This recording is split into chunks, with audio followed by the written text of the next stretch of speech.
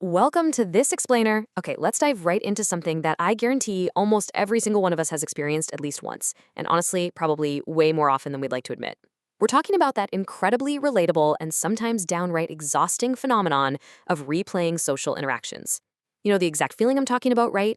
It's 2 a.m., you're staring blankly at your bedroom ceiling, and suddenly your brain decides, hey, this is the perfect time to run a full, highly detailed frame by frame audit of that completely casual chat you had at lunch. Today, we're going to unpack the fascinating psychology behind exactly why we do this. So have you ever finished a conversation and then just kept replaying it on a loop, obsessing over exactly what you said, how you said it, and desperately trying to decode what the other person actually meant? If you're nodding your head right now, trust me, you are absolutely not alone. But here's the really fascinating part.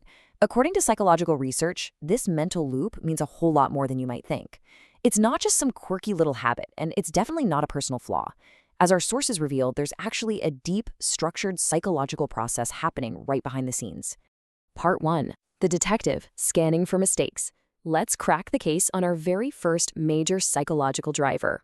For so many of us, the brain acts as this relentless 24/7 detective that instantly reviews our interactions for errors. The internal monologue goes a mile a minute. Did that sound weird? Did I say too much? Oh my gosh, did I make it awkward? Was I talking too loudly? The very second the conversation ends, this internal detective starts frantically scanning the scene. It's checking, double-checking, and cross-referencing your behavior for literally any possible social misstep you might have made. It's this incredibly anxious, high-speed review process where your mind is rapidly searching to see if you accidentally crossed a line or broke some unwritten social rule without even realizing it. Moving on to part 2. The void, silence, and misunderstanding. But you see, that frantic scanning, that's really only the first piece of the puzzle. A huge driver here is that overthinkers have a deep-seated fear of being misunderstood. Because words can be taken in so many completely different ways, we constantly wonder how our tone was perceived, or if maybe a joke landed poorly. So when we encounter the void of silence, like a delayed or super short reply, our brain just completely panics. On one hand, you have a simple reality. Maybe the person is just busy or, I don't know, driving. But to the overthinking brain, a short reply feels loaded, it feels suspicious, and it feels deeply personal. Why? Because the brain notices these tiny changes in communication patterns incredibly quickly. Uncertainty feels deeply mentally uncomfortable, so your brain immediately tries to invent an explanation for that silence. Part 3. The architect, seeking control and internalizing details. Even though a conversation is locked firmly in the past, the mind just keeps revisiting the site. We rationally know that once a conversation is over, it absolutely cannot be changed. It's done. Yet the mind acts like an architect trying to rebuild the entire scenario from the ground up. It imagines better responses, sharper comebacks, or entirely different reactions. By doing this, the brain creates a temporary, albeit completely false, sense of control over a situation that has already ended. And while trying to rebuild this scenario, the brain pulls from some highly specific materials. Because, not everyone can just brush off an interaction and move on. Some individuals emotionally absorb every single tiny detail, a subtle look, a micro pause before someone answers, or a slight shift in their tone of voice. These incredibly small details are deeply internalized, which is exactly why simple, everyday conversations can suddenly feel so incredibly heavy and downright exhausting. This brings us to part 4, the spiral, missing answers and negative gaps. Let's look at exactly what happens when the brain cannot find what it's frantically looking for.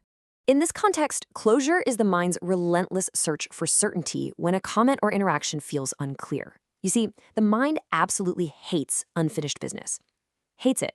When the brain gets stuck on a comment, asking itself, what did they actually mean by that, or why did they say it like that, it becomes desperate for an answer.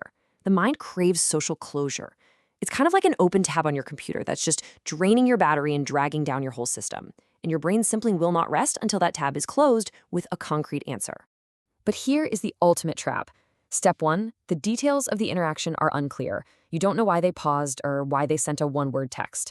Step 2, the mind absolutely must fill that gap. And how does the overthinking mind usually fill it? Well, without any real evidence, it engages in negative gap filling, assuming the absolute worst possible outcome.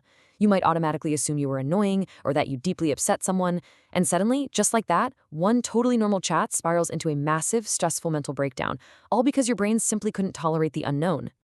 Which leads us to part 5, the revelation, why your brain does this.